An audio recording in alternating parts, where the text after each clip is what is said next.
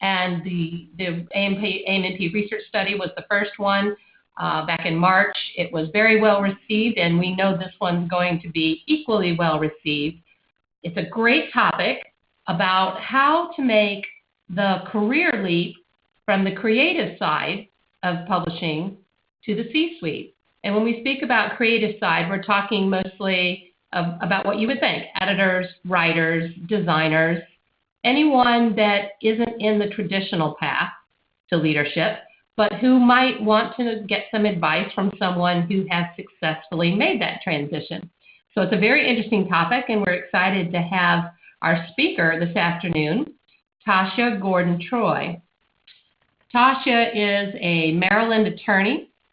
She's former head of a multi-million-dollar publishing unit for the American Immigration Lawyers Association. And much of what she's going to share this afternoon is going to be from that recent experience as head of the publishing unit for that association. She's had an illustrious career in legal publishing for more than 20 years. She's got experience in magazines and books, other kinds of periodicals. In fact, she has been instrumental in the production of over 500 books and periodicals serving the legal community. She's got experience in developing ebooks, magazines, newsletters, blogs, and white papers. Currently, Tasha is the founder of Ramsey's House Publishing, LLC. This is a publishing house and marketing consultancy that helps associations develop their publishing programs to build non-dues revenue. And she also provides self-publishing help to attorneys to help them market their practices. She currently serves as publisher of the Washington, D.C. Suburbs edition of the Attorney at Law magazine. So Tasha has an interesting personal story about her transition from the creative side of her association's publishing team to the C-suite. So I'm going to start by asking her just to tell us a little bit about your background, Tasha. Well, that's great. Thank you so much, Carla. And I really sound great on paper. That's great. I love it. It made me sound so impressive. Okay, well, my background, for the most part, is probably different from a lot of people who are going into publishing as an editor or writer. I have a business degree with an accounting background, and I also have a law degree. But I always have enjoyed working and thinking creatively. And as we all know, accounting is pretty straightforward with its math principles and formulas. And law is pretty rigid in the same sense, too, and there isn't a whole lot of room to be creative when it comes to the letter of the law. But when it comes to publishing, it allows you to be creative in your presentation and design, in conjunction with some of the standards, obviously, that you have to follow. So that's pretty much what my background entails in terms of how I got into this and why publishing always did interest me. And I got interested in it while I was in law school. So I took a couple of journalism classes while I was actually in law school. I was going to 2 different universities at the same time. Oh, my God. So yeah, that's how I pretty much got started in this. Okay, great. So I wanted to share something that I neglected to say in the beginning to our audience. This format of this webinar is going to be it's going to be conversational, part Q&A interview style and part presentation. So we're going to warm up with just a couple of questions, and then Tasha does have a presentation that she's prepared for you on this topic. And then after that, we'll follow up with a couple of more questions, including your own questions. We'd love for our audience to ask anything they want related to this topic. And you can do that by typing your message into the chat pane and sending it to us. And I will read your questions and direct them to Tasha. So I just wanted to let you know we will have time for questions toward the end. So, Tasha, at what point did you know that you wanted to make that switch from the publishing side to the leadership side of your association? What was sort of the trigger that got you thinking along those lines? Well, I can tell you the trigger for me, and I'm looking back, the trigger for me was really when I accepted the very first job as line editor with my association. Because when I accepted it, I really had no intention of staying as a line editor because I was pretty ambitious. I've always been good and strategic in that way. And so coming straight out of law school for a couple of years, I practiced a couple of years and was really just interested in not simply just sitting still as one particular thing, but moving up the ladder. And so for many people, people are always looking to be promoted like within the first 18 months or less of accepting a job. And I've always thought that to be ridiculous because you have to prove yourself. And so for me, I set out to do just that by excelling at my position, taking on extra responsibilities, and looking for ways to gain recognition by those at the top. And I gave myself 3 years to bust my butt, and I knew that I would move on probably if there were no advancement opportunities at that point. So fortunately, there were. And it was really an interesting thing because I was earning promotion after promotion really for a while. I went from line editor to senior editor to associate director, and then on to director where I served for 9 years. And none of it was about luck. It was really very strategic and very ambitious on my part. Okay, terrific. And I know you're going to talk about some of those specific strategic steps that you took in your presentation in your slides. Now, for those of you, I think I'm hearing that maybe when I introduced myself, that part was not heard by all the webinars, all the webinar attendees. I'm Carla Background, and I'm publisher and editorial director of Association Media and Publishing. So forgive me if you didn't hear that part. And I can tell you from my personal background, I started with McGraw-Hill, and I remember as an editor that there was a very strict separation between the creative side and the business side of the magazine that I worked for. And I also remember that it was very clear that anyone who had ambitions to go up to the C-suite, to the leadership of the organization, was coming up through the sales side, was coming up through the advertising sales or business development side of the publishing company. And so I would say that that is a more traditional path to leadership, and I think that that's probably correlates over to the association publishing world as well. So with that in mind, what are some things that creative types like editors and designers and writers, what are some things that you see creative people bring to a C-suite position? Why should they even think that this it should be in their realm of possibility and should be part of their personal journey? Well, I'll say, first of all, associations tend not to be as rigid in terms of how they do things as when you compare them to the private sector. But I do understand, though, why publishers traditionally have come up through the ranks from the financial side, because it's very important to understand how the budgetary process works and how what you accomplish or don't accomplish impacts the rest of the association. However, though, I really can't imagine someone with just a finance background at the helm of an editorial operation, especially in an association, because it requires a lot of creative thinking as well. And I may be a little bit biased here, but I do think that you can teach a creative the financial side of things, but you can't always teach a finance major how to think creatively. And so creativity, in my opinion, is really a must-have at the helm of any association because you've got to move fast, you've got to make decisions quickly, and you have to see how things come together quickly. And though logic is important too, but creative thinking outside the box is really just as important. Okay. So let's flip the question over. This is the last question I'll ask you before you start your presentation. Let's look at the opposite side of that.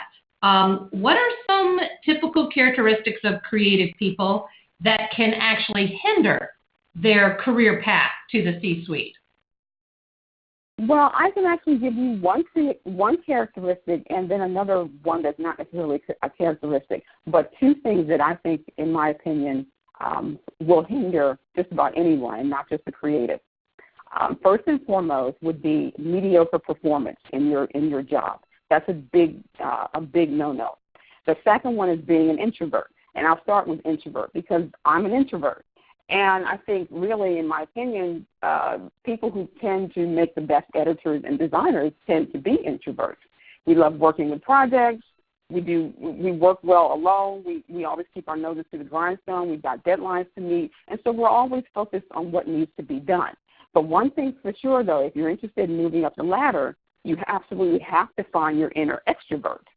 And a lot of times people think that this is being social butterfly and going around and carrying on a conversation with anyone who listens, or for that matter, even when people aren't listening.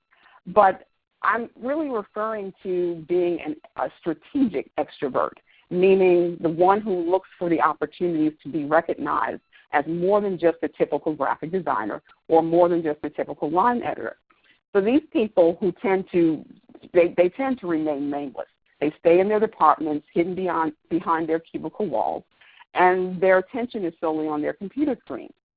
Now, this is the issue. It's like if you really want to move up, that's a problem. If you're looking to consider advancement, first and foremost, you have to be good at what you do, and that's where the mediocre issue comes in. You cannot be a mediocre employee and expect to advance. However, when we're all hired to perform a job, we have to do it to the best of our ability, and that is our first goal. This is your first and only objective when you're starting out. But when you've been there for a while, let's say a couple of years has gone by and you're wondering what else is there, can you aspire to upper management? Can you move up to the executive level? Yes, you can, if that's what you want. And so that's really where it comes into play, being more of an extrovert and being very strategic in terms of how you're going to be an extrovert. And I go into more detail with this in my presentation. Okay, fantastic. Well, that seems like a great segue. Why don't we go into your presentation and share the slides and some of the strategies that you have for the audience. I'll let you start. All righty then. Well, let's go on to slide number 2. Okay, great. All righty. Now, this is to be successful in an association setting. And we talked a little bit about this, and I'll probably mention this again as we're going through. Strong communication skills. So my question is, are you comfortable with public speaking?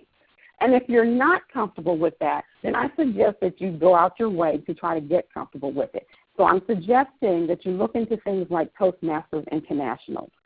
There are chapters in just about every city, and here's where you'll become more comfortable speaking not just informatively, but also persuasively. And the more you do it, the easier it will become. And so you get a chance to really test out your skills in front of people who are very supportive before you get in front of people who will judge you based on what you can and cannot do. So my next one is relationship building. And the question is, are you comfortable with networking? And this is a major part of your job when you're trying to move up the ladder, is doing a lot of networking. And most introverts don't necessarily like doing this. They're not very accustomed to this. And a lot of extroverts really don't like doing it either. But that has to change. It depends on what you really want to do. And so I suggest if you were to search for networking tips for introverts, you'll come across a lot of articles. You'll come across books on this as well. And one article in particular that I recommend is called 9 Networking Tips for Introverts. And at the end of my slides, I have a link to that. And I think it's a very good read for people getting to know what they need to do, especially if they're introverts. The next on my list is high capacity for teamwork. And the question is, are you willing to build bridges between departments? Because that has a lot to do with your job as you get to know other staff, as you get to know what your job is and what their jobs are. This means that you have to get out from under your cubicle and your computer and get to know other people. They have to get to know you, and then that becomes more of a teamwork between departments. And that's a major issue when it comes to associations, is how to figure out how different departments can work together. Now, the next one on my list is advocacy. And this is all about sharing your opinion, even in the face of conflict. And not everyone is going to share your enthusiasm when it comes to things that you want to do. But you need to know how to respectfully present an argument and actually put it out there and not be afraid to do so. Creativity and persuasiveness. And this goes back to the whole idea of joining Toastmasters International, where you get an opportunity to be creative and practice being persuasive. Do you know how to gain buy-in or how to present well-thought-out arguments for or against a change? Now, many times, this requires presenting facts and figures. And the numbers don't lie when it comes to a lot of things. So your presentation really requires that you share evidence to back up your assumptions. And I understand that a lot of creatives don't necessarily have a business background, and I think that helped me a lot. But you might need to work a little bit harder to focus on that part of it. And we've all heard the saying, strength is in numbers, and typically that refers to the number of people. But in this case, it really refers to the numbers on a spreadsheet, because you have to become very comfortable with spreadsheets, number crunching, and revenue analysis. And I have a particular story tied to this. I would say several years ago there was a title that actually needed to be retired and replaced with a new title. And at the time, I was the director, and so I had to review the backstory for this particular title. I was looking at the revenue, and I could see how the revenue was going down every year. It was an annual title. It was very time-consuming in terms of production. It had over 100 authors and about 6 editors who were pretty high up in the upper echelon of the association membership. And so when I saw this happening, I had to figure out why it was happening. And at the time that we had started the title, the Internet was not as robust at that time. But over time, it became more and more robust, and I was seeing how a lot of the information that was in the book was being offered online for free. And so that was really starting to eat into our overall revenue for this title. So I went to my executive director, and I actually convinced her that this was something that we needed to do. But she said that I needed to get buy-in from other people to have that support because of the type of editors that I had on the title. I couldn't necessarily just go to them as the director and say, well, this is what we're going to do. So I had to get buy-in from executive committee members as well as members on the board of governors to have that support to back me up so that when I did have this conversation with the editors, it would all sort of come together. And it took a while for that to happen because you can never get everybody in one place. But the whole point is, as you're moving up the ladder, you have to see how all this comes together, and you have to see how you have to present your argument using numbers and analysis, and then actually make the points that you need to make with the support that you'll need to have. So hopefully that resonates with some of you. Okay, next one on my list is building alliances, and that too relates back to what I was talking about. You're building alliances among the executive staff, the executive committee, and the board of governors. That's all a part of what you want to do if you want to try to move up. You're building alliances, friendships, and you can count on those people for support in the future if you go about it the right way. Okay, next slide. All righty then. So for emerging professionals, and by emerging professionals, I mean those who are on the ground for the most part. We're talking about the graphic designers, the line editors, the art directors too for the most part. For you all, it's really about cultivating. It's about sowing the seeds. It doesn't happen inside of a year. Sometimes it doesn't happen inside of 2 or 3 years. But you're consistently sowing those seeds and working on that to that point. And sometimes there still is a ceiling, even in an association. So you might be preparing to advance to a higher position that isn't necessarily available where you are, but you might be looking at moving to another association for that reason.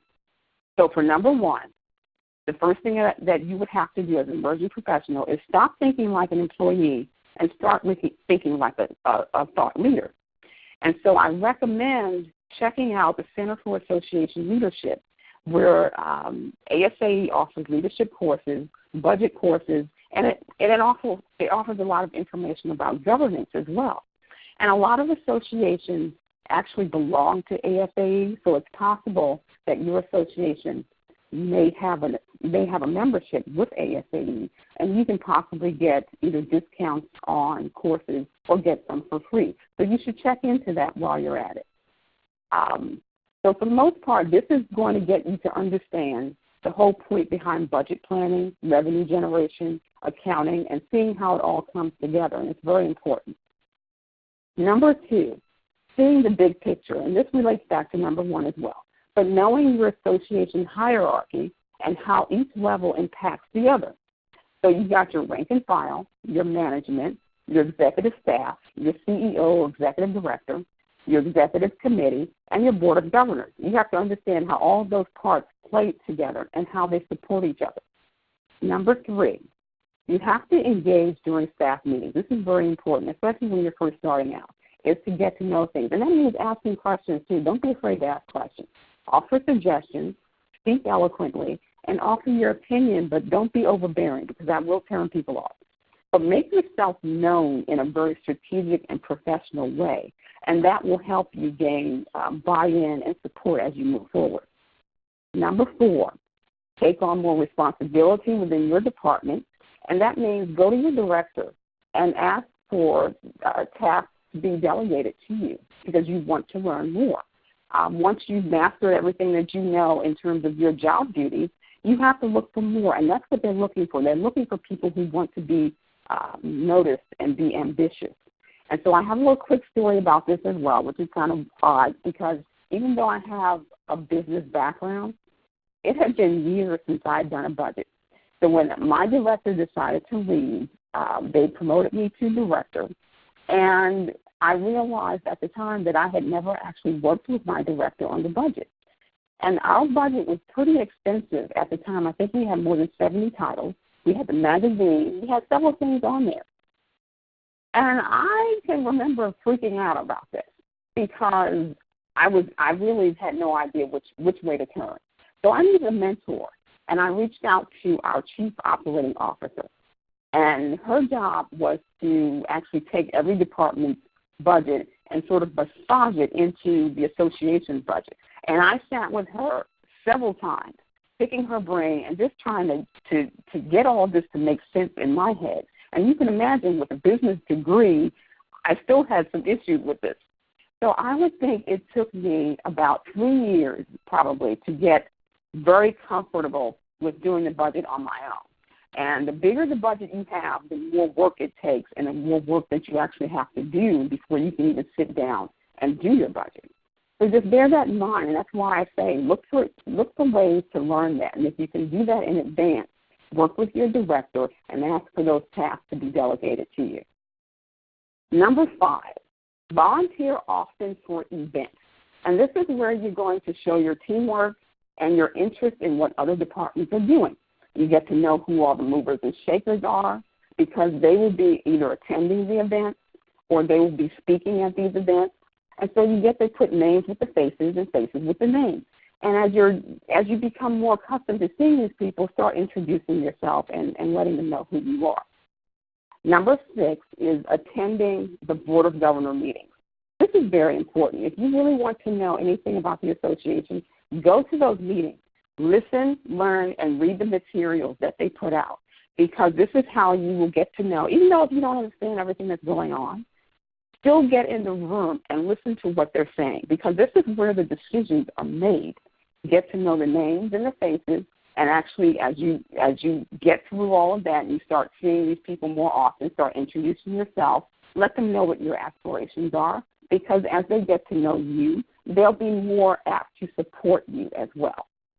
Okay, next slide. All righty then. So there are some tips that I have for people who are already in the editor-in-chief position or director position. Now for you guys, this is more important in terms of where you are in your position because it's all about relationship building, it's about leadership skills, and it's about networking. Now, for instance, relationship building is where you have to get to know your executive committee members if you don't already have a relationship with them.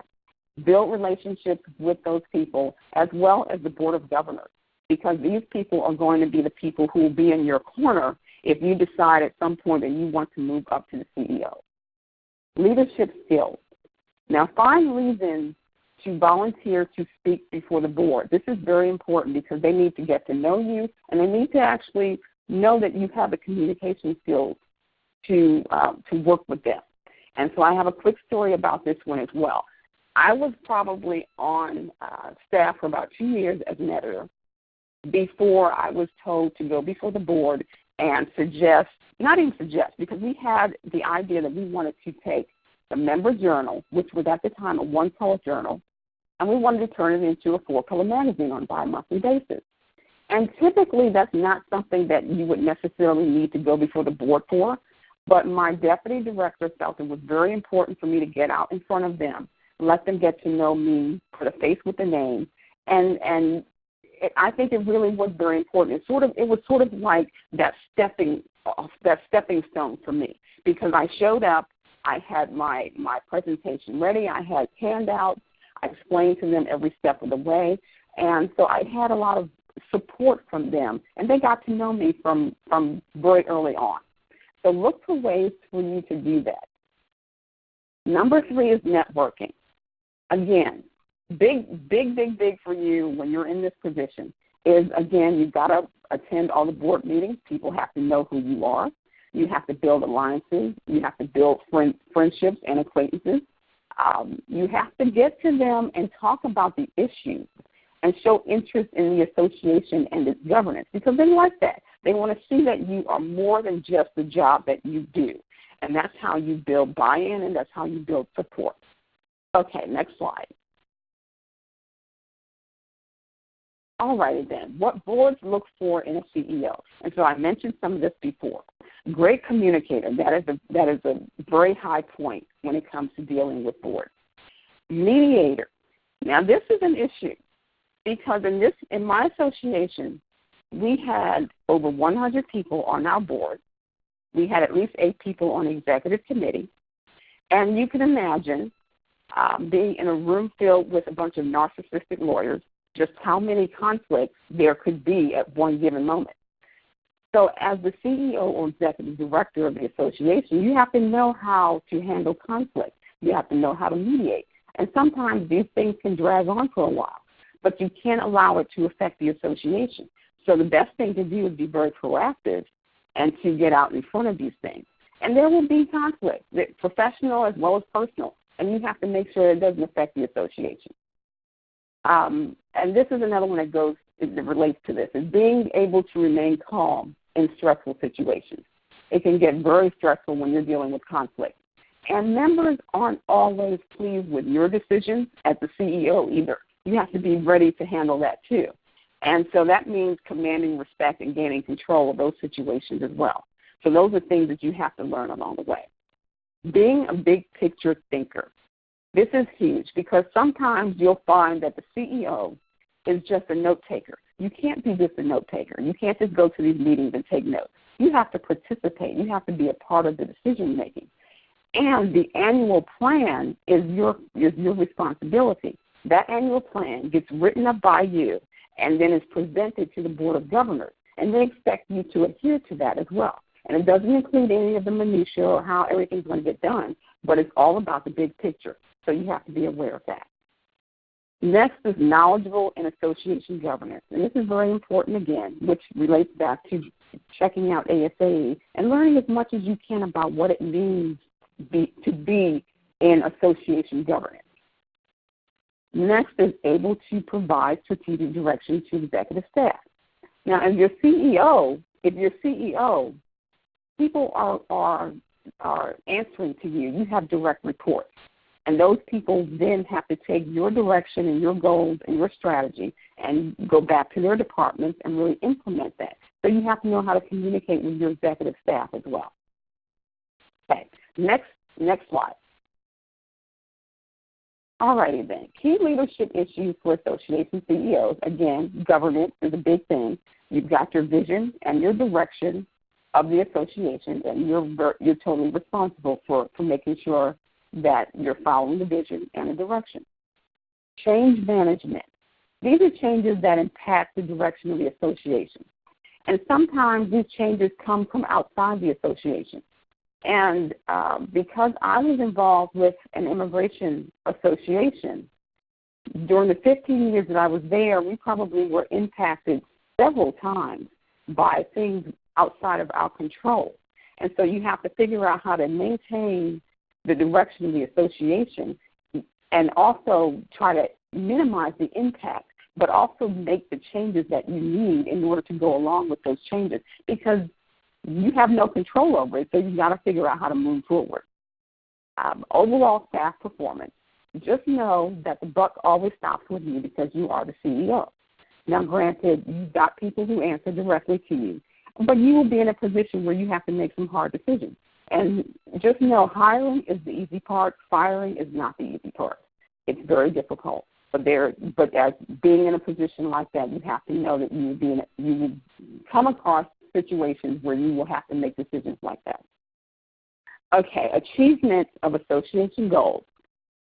As the CEO, you are held accountable. You are held accountable by the Board of Governors and by your executive committee to make sure that the association is moving toward both short and long-term goals, and you have to show proof of this.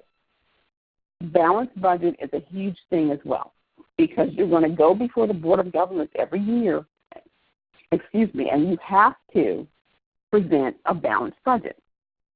The Board of Governors will approve that budget every year. So be prepared to be questioned at length and forced to defend any proposal or opinions or any line items that you have in that budget. And remember, and this is a key thing because I've seen this many times. I haven't dealt with it personally, but just remember that bullies don't just exist in elementary school and high school.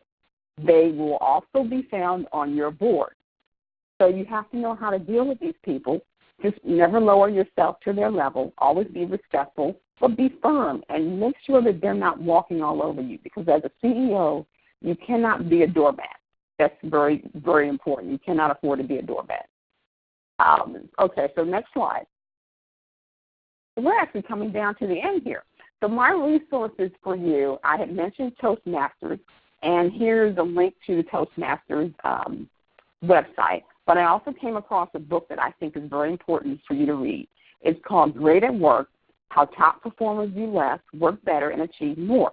And this can be found on Amazon.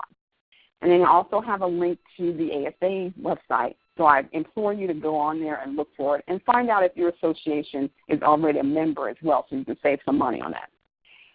Also, the one article that I mentioned, 9 Networking Tips for Introverts, there's a link for that. But there's another article, The Rise of Creativity as a Key Quality in Modern Leadership. For all you creatives out there, I think this is a very important article for you to look up, because I think it'll get your juices flowing and it'll get you on the right path. Okay. Thank you, Tasha. That was great. That was a great overview. I do have a few follow-up questions, but I would like to encourage our participants, anybody who would like to start typing in your messages into the chat window, go ahead and do so. And as I follow up with my questions, I'll weave yours in as well. So feel free to ask whatever questions you have for Tasha. I kind of blew through this kind of fast, so I'm sure there probably are some questions here and there. But go ahead, Carla, hit me with that. No problem. And also, your questions might be about something she said, or it might be about something she didn't say, something that you wanted her to cover. So don't be shy. All right. So one thing I wanted to ask you about, you talked about the importance of creative people becoming comfortable with numbers and being having an understanding of their association's budgets and spreadsheets and so forth. Now, my question is, a lot of times, unless perhaps you're the editor-in-chief, the creative people are not included in budget talks. They might be in a very small association where people wear many hats, but in other associations, medium and larger ones, they might not be.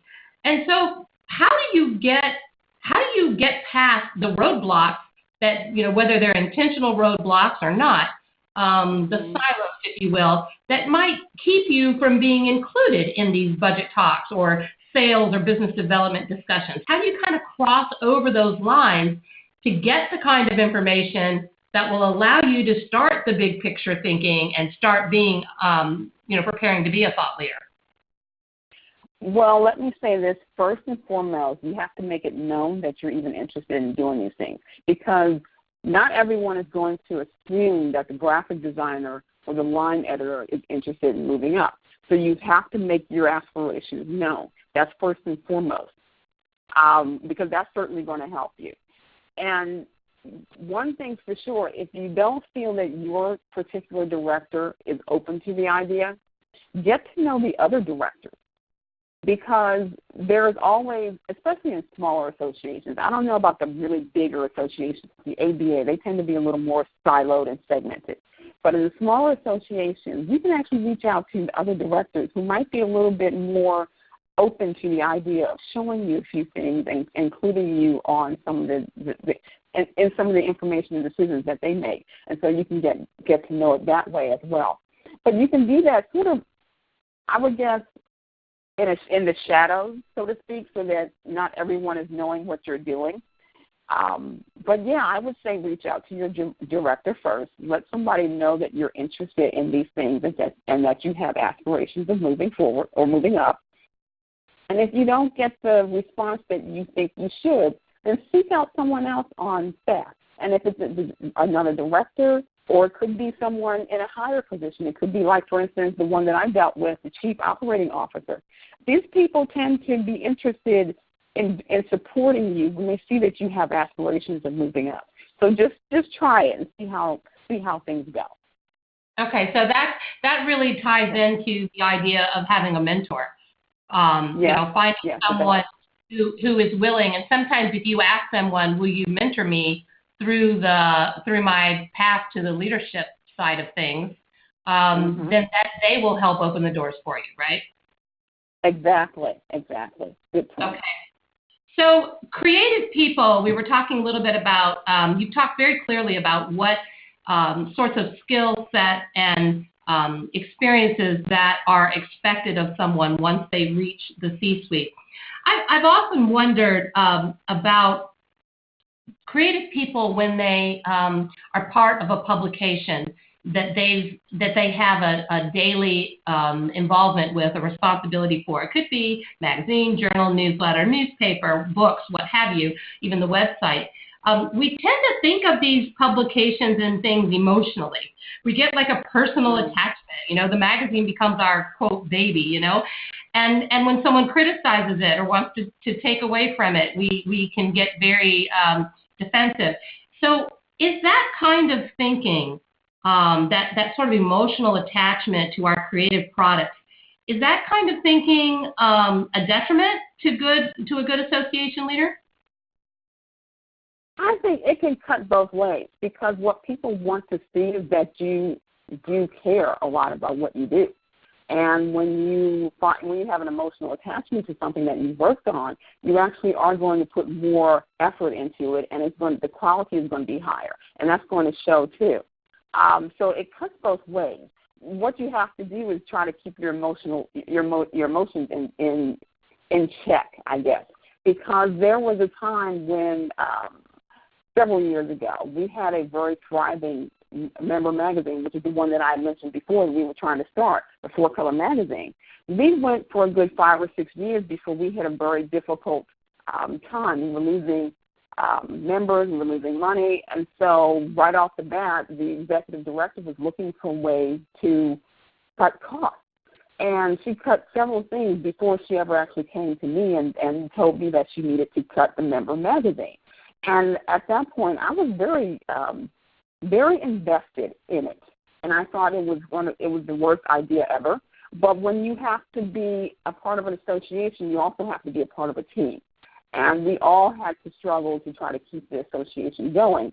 And so even though I made the point that we should try to keep the magazine going, I still had to look at it from her perspective and say, okay, fine, this is something that each department has to make a sacrifice.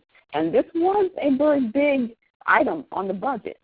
So I decided, okay, being a team player and knowing the executive director the way that I knew her, I was able to make that transition myself. It hurt. It stung for a while. It really did. I admit that. It stung for a while.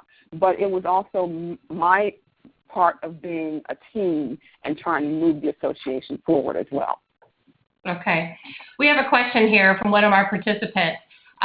He'd like to know, are there specific types of jobs or specific positions at associations that are emerging as maybe better opportunities to help move to the business side or executive suite? Well, I can tell you this, if in a lot of associations, advocacy is very, very big. A lot of money is funneled into the advocacy department. And so if you happen to be in advocacy, then you probably stand an even better chance of moving up the ladder. That's one thing that I've seen as far as trends, and even at my association, it was something similar to that, because the advocacy director or the advocacy staff really get out there, and they're very well known among the membership. So if you happen to be in advocacy, then you certainly probably stand an even better chance of moving up. Whereas if you are in the marketing design department, everybody doesn't really know you, so you really have to work a lot harder to put yourself out there, which is why I was recommending a lot of things. But yeah, in terms of being in a better position, advocacy is probably one of those departments. Okay, great. So it sounds like you're saying that, as crass as this sounds, the money makers, or at least those who come up with the money-making ideas, are going to get some attention from leaders versus those who work behind the scenes to make those ideas happen. Pretty much, and I think that's where it goes with everything, even in the private sector. But that's why you really have to work hard and focus on not only your craft, but as you get better and excel at your craft, you then can extend that to other situations. And that's when you start working with other departments, and you get out and you start getting to know people.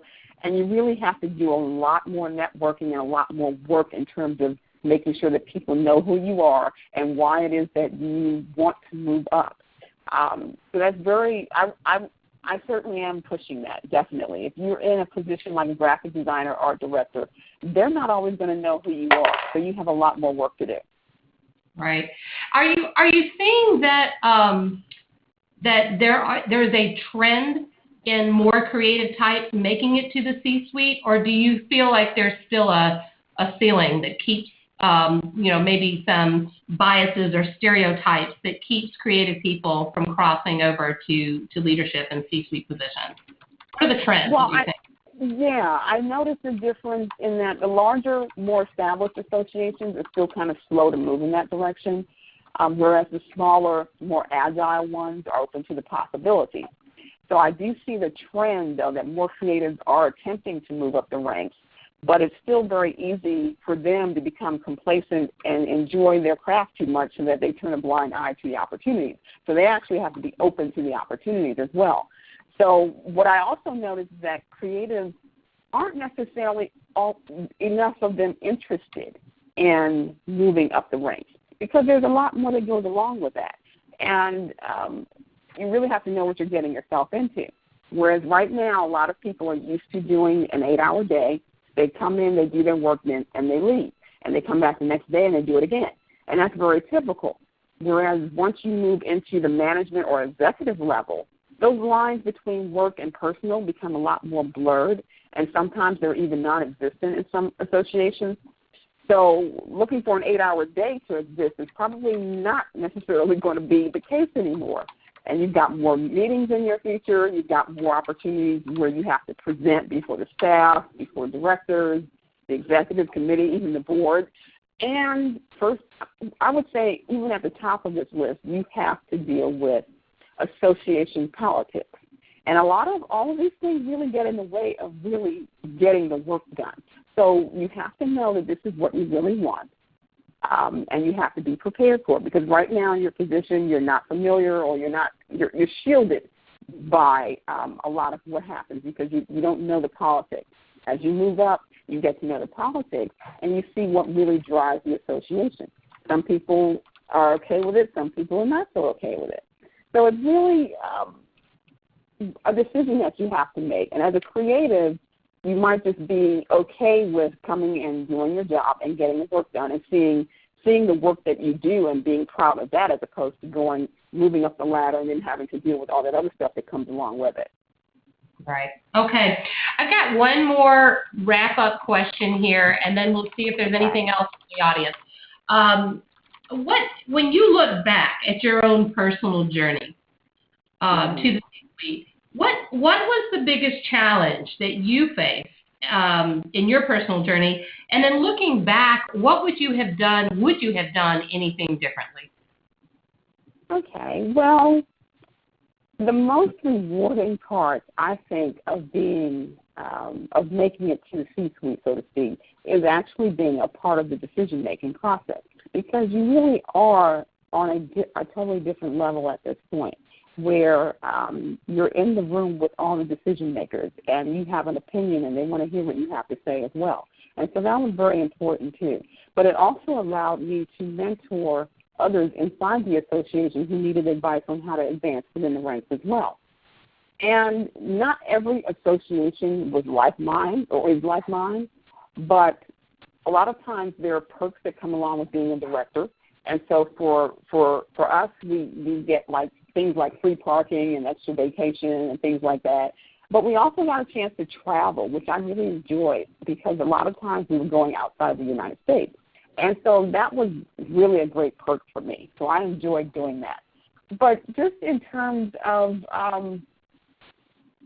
what I felt that got in my way was, interestingly enough, was my director at the time, because he wasn't necessarily in my corner. And so I mentioned a little bit about this before, is that when your director is not necessarily in your corner, you have to find other ways of seeking what you need. And so my association was actually small enough to where I could be recognized for my work and my abilities by those at the top without having to make it seem like I was going around my director or stepping out of bounds. And so smaller associations are probably easier to navigate that way, whereas bigger associations, not necessarily. But what I probably would have done differently is I think I would have taken more time with my director, maybe invited him out to lunch a few times, and actually had a conversation about, thoughts on moving up and so forth, and maybe we wouldn't have conflicted or wouldn't have had as many issues between us. So it really depends. You have to look at it. You have to raise yourself to a new level. And if the other person isn't doing the outreach, then you have to do it. You have to be a little more humble. You have to reach out. And so I probably would have been a little more humble back in those days to get what I wanted. Right. So Okay. That's where I'll leave it. Yeah, that's some great advice.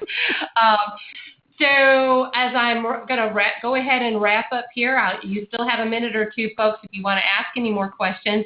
I would mention that Tasha is speaking at the upcoming AM&P annual meeting, which is coming up toward the end of next month, end of next June.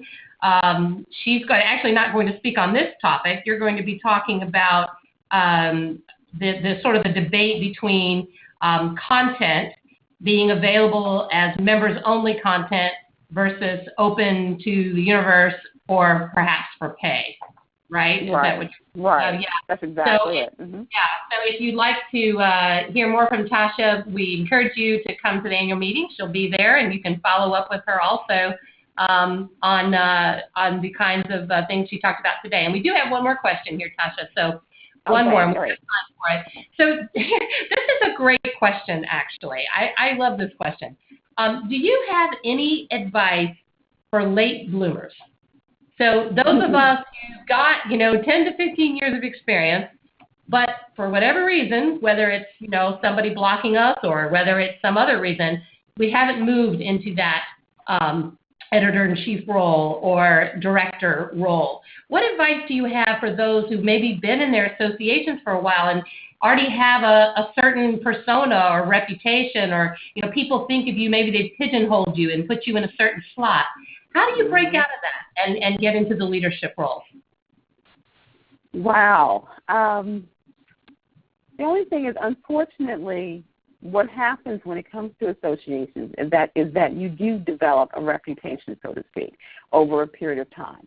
And when you've been there for a certain number of years, no one actually sees you as being that person to go to consider moving up the ranks. And again, I would still give you the same advice that I've already given other people, is that I think you need to make it known that you are interested in aspiring to a higher position. But also, because you have been there for a while, it could be, unfortunately, something that you may have to be looking at another association to do, because you may be heavily ingrained in this particular position or particular association, and it may be difficult for people to see you in a different light. So even though you've been there for a while, you may have to take that leap to another association in order to move up. And that's unfortunate, but it is the case sometimes. Right. I remember interviewing someone from the Association of YMCA Professionals one time, and I asked her, what is the biggest thing that stops people from advancing in the YMCAs? And she said the very same thing. She said people who refuse to move from one organization to another, from one branch to another, from one city or one state to another. That moving in being willing to move is one of the fastest ways to advance in your profession. And that's not always what people want to hear, especially if you've got children and they're in school and, or you have a spouse or a significant other who is very happy in their role and doesn't want to move. But, these days there is a lot more remote working, right? A lot more work from home or from remote offices. And so I think the possibilities are much more expanded now than they were, 10 or 15 years ago, to change organizations and still remain geographically where you are.